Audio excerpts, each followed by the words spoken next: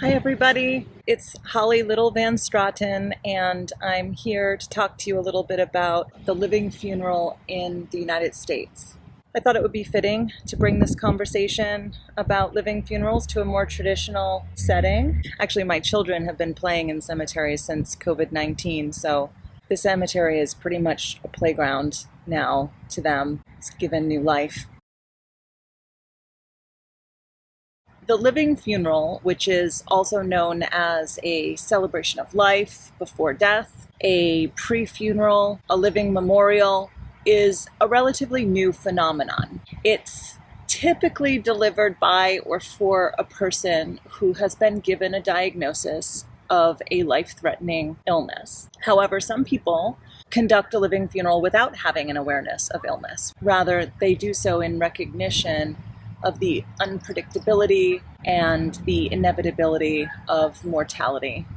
When considering the evolution of the living funeral in the United States, it seems to have been spearheaded by the debate concerning the right to die, which can be traced back to the late 1800s, as well as with the implementation of advanced care planning in the 1990s. These conversations really propelled the idea that a person could take their values and choices regarding their own end of life and turn it into a ceremony with loved ones. The idea of the living funeral, as we understand it in the United States, can be looked at as a statement of a person's autonomy toward their mortality.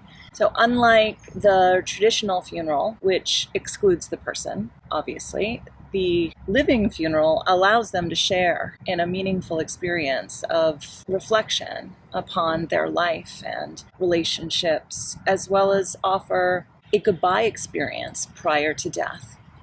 Many studies conclude that the threat of death shapes our behavior. In particular, worrying about death is seen to have a large impact on the development of our everyday thoughts, feelings, and behavior.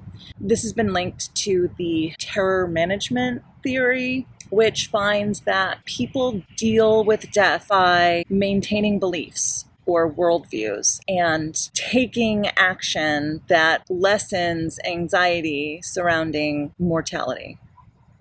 In this regard, the concept of the living funeral is not so strange or outlandish as some people seem to think that it is. So people who have been given a life-threatening illness diagnosis typically need to manage significant fear and anxiety. The living funeral is an action the person can take to exert some control over their situation.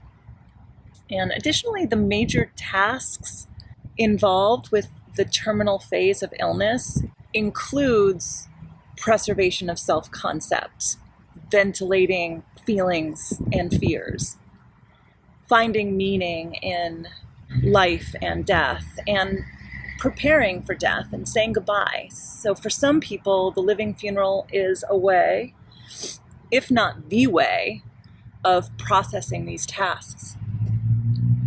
So why is the living funeral so unique or uncommon? Typically, people in the United States, with and without the presence of a life-threatening illness, work hard to avoid confronting the idea of death, while also maintaining the idea of a long, pain-free life. So open awareness of one's impending death is relatively rare in a culture that's deep-rooted in the desire for immortality. The living funeral challenges the notion that death is a threat or something to be stopped. Rather, it normalizes death.